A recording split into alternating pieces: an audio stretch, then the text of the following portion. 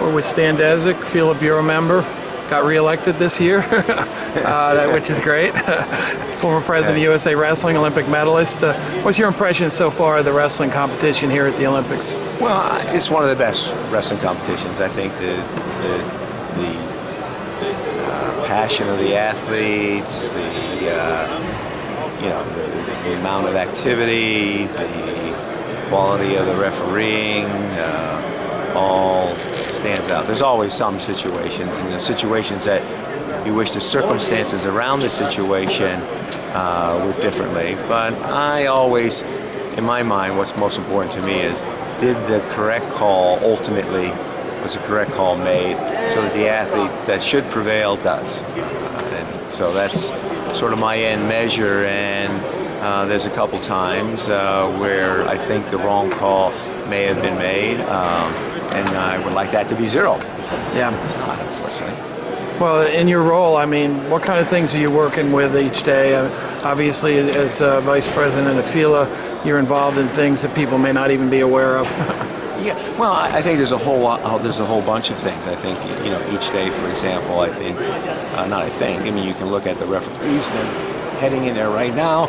There'll be 2 or 3 the most difficult calls and how they were scored and why they were scored, and then they'll have a chance to discuss it among themselves. And so I think there was one situation with an Iranian wrestler and a French wrestler in a Greco-Roman where the Iranian wrestler moved down to the legs, not on purpose, but slid down to the legs, probably is a better way to frame it, and then was able to move up and get a gut wrench. And so they said, oh no, it was a legal gut wrench because now he's around the waist. Well, the mistake that was made was when he slid down to the legs, they should have stopped the match. It wasn't fair to the French wrestler, who, when he moved up, he had his hip so tight because his hip was already partially turned.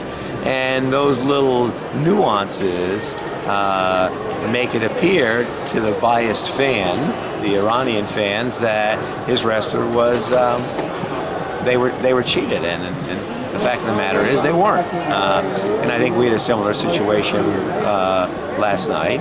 The circumstances around it are terrible because the score was not up. It should have been up. How do you make a decision on whether to protest or not? But in the end, the score was probably the score that, among the possibilities, was the best possibility. So you work a lot with the athletes in one of your committee roles, and have an interest in rule possible changes and opened up for opinions from athletes and coaches around the world.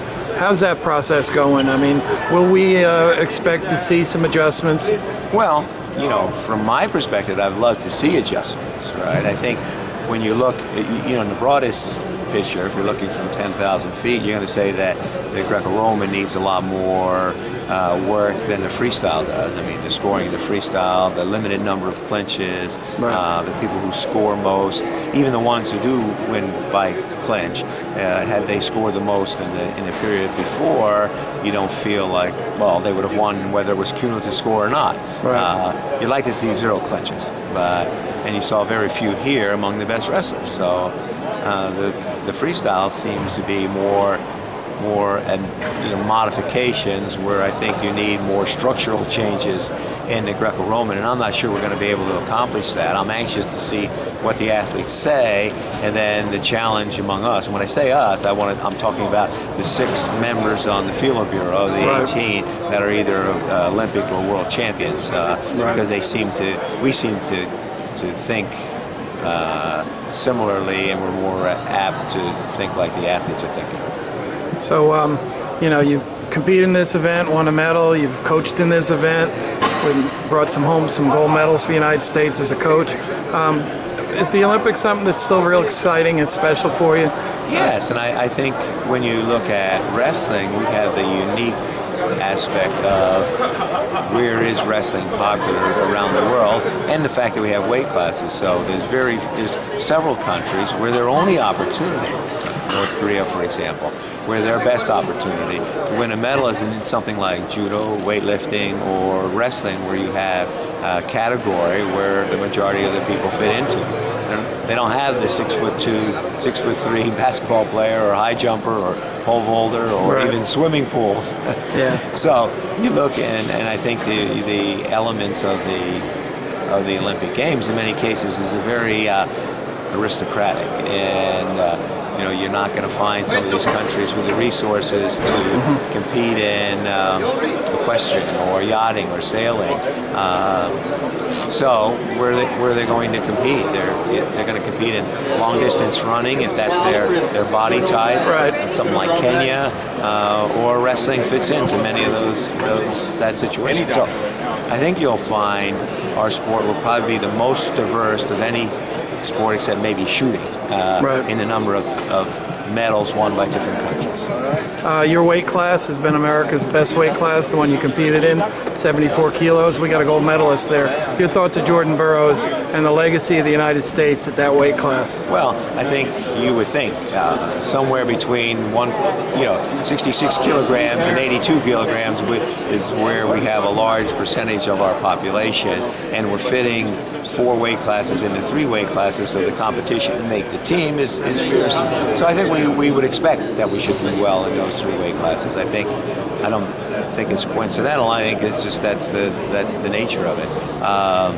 And Jordan has an incredible amount of talent, but I think that masks some of his real strength. I think he thinks very well.